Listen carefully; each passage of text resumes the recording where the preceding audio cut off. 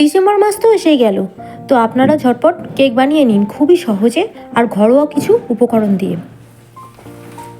তো ঝটপট বানিয়ে ফেলা যায় খুবই কম টাইমের মধ্যে এরকম ক্রিসমাস কেক।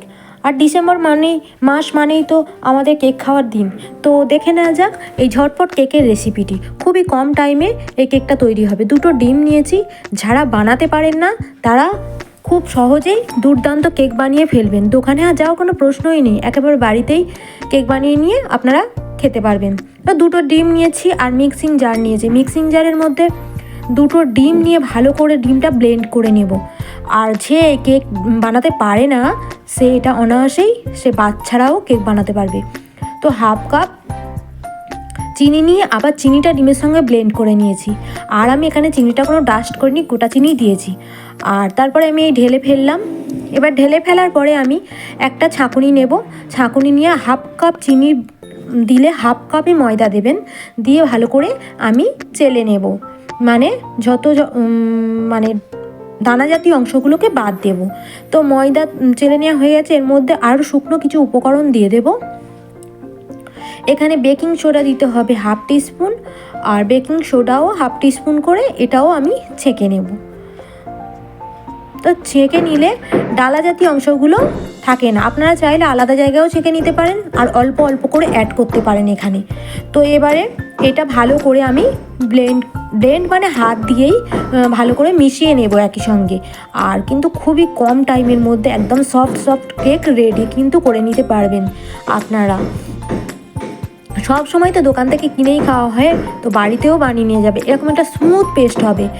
আর যতক্ষণ না স্মুথ হবে ততক্ষণই নেড়ে নেড়ে এরকম স্মুথ একটা পেস্ট তৈরি করে নিতে হবে। তো আর দেরি কিসের, ঝটপট বানিয়ে নিন। আর এই প্রসেসে করলে কিন্তু পারফেক্ট কেক আপনারা বাড়িতেই বানিয়ে নিতে পারবেন।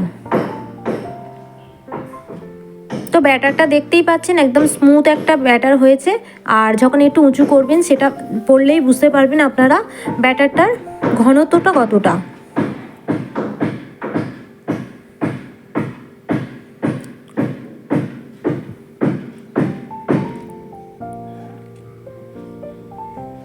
তো আমি দিয়ে দেব এখানে ভ্যানিলা এসেন্স দিয়ে দেব। ভ্যানিলা এসেন্স দিয়ে দেব হাফ টিস্পুন, দিয়ে আবার ভালো করে আমি একসঙ্গে মিক্সড করে নেব। আমি প্রত্যেকটা স্টেপ বাই স্টেপ আপনাদেরকে দেখাচ্ছি, আপনারা অনায়াসেই কিন্তু এই কেকটা বানিয়ে নিতে পারেন। আর 2 টেবিল স্পুন দুধ দেব।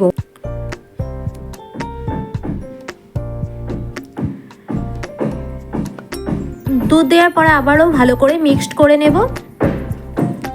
এমনই স্টেপ বাই স্টেপ দেখাচ্ছে। আপনাদের এই কেকটা কিন্তু বানালে একেবারে পারফেক্ট একটা কেক বানানো হবে। তো আপনারা অবশ্যই চেষ্টা করবেন, যারা একদম জিরো থেকে কেক বানাতেও পারেন না তারা কিন্তু বাচ্চারাও বানিয়ে ফেলবে এই প্রসেসটা দেখে বানালে। তো একেবারে ব্যাটারটা রেডি হয়ে গেছে। এবার আমি লাস্ট অ্যাড করব এখানে আমি রিফাইন অয়েল বা সাদা তেল। আর না হলে আপনারা অবশ্যই বাটারকে গলিয়ে এরকমভাবে দিলে কিন্তু আরও ভালো হয়। তো যার যেটা ইচ্ছা, আমি এখানে তেল ব্যবহার করলাম 2 টেবিল স্পুন, দিয়ে আবার ভালো করে নেড়ে নিলাম। কিন্তু তেলটা অ্যাড করার পরে কিন্তু হালকা হাতে নাড়বেন, নাড়লে কিন্তু ভালোই হবে।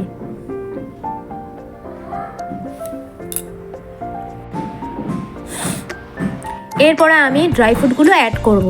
এখানে ড্রাই ফ্রুটের মধ্যে আমি মোরব্বা নিয়েছি, মোরব্বাগুলোকে দিয়ে দেব।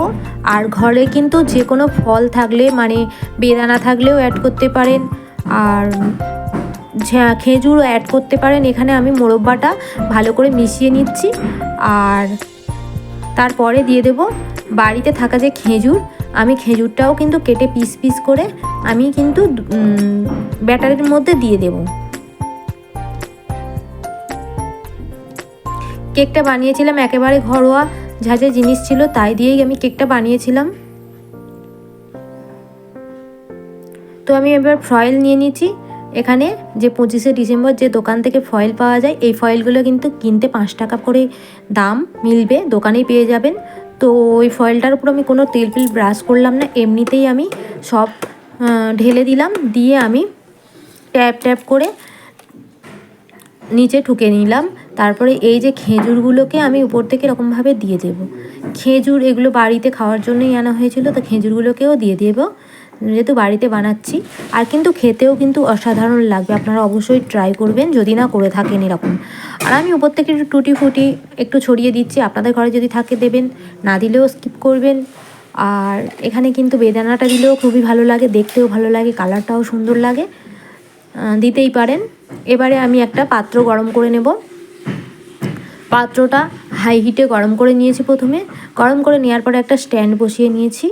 2 মিনিট মতো গরম করার পরে সেখানে আমি কেকটাকে বেক করার জন্য বসিয়ে দিয়েছি।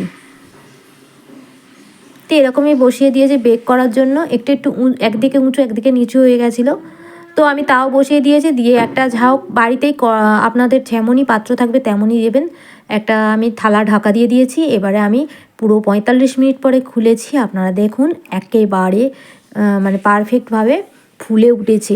আর কিন্তু খেতেও কিন্তু অসাধারণ লেগেছিল, আর একটা পারফেক্ট কেক রেডি হয়ে গেছে। তো আপনারা যারা যারা বানাননি তারা অবশ্যই বানিয়ে ট্রাই করবেন।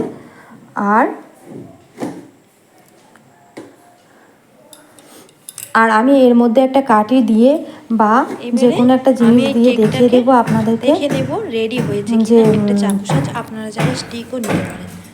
কেকটা পারফেক্টভাবে হয়েছে কিনা। তো সেই জন্য আমি একটা খুবই দারুণ এই কেকটা হয়েছে। আপনাকে অবশ্যই কেকটা কিন্তু অতি অবশ্যই কিন্তু হয়ে যাওয়ার পরে একবার একটা স্টিক বা যে কোনো একটা জিনিস নিয়ে, সরু কাঠি জাতীয় জিনিস নিয়ে কিন্তু কেকটার মধ্যে পুশ করলে, তারপরে বের করলে কিন্তু অবশ্যই দেখা যাবে যে কাঠির গায়ে বা যে কোনো যে জিনিসটাই ঢোকাবেন সেটা গায়ে কোনো কিছুই লেগে থাকবে না, তাহলেই কেকটা একদম পারফেক্ট হবে। তো এই প্রসেসে আপনারা অবশ্যই চেষ্টা করুন, কেকটা একদম পারফেক্ট হবে। তো কেকের রেসিপিটা ভালো লাগলে অবশ্যই শেয়ার করবেন।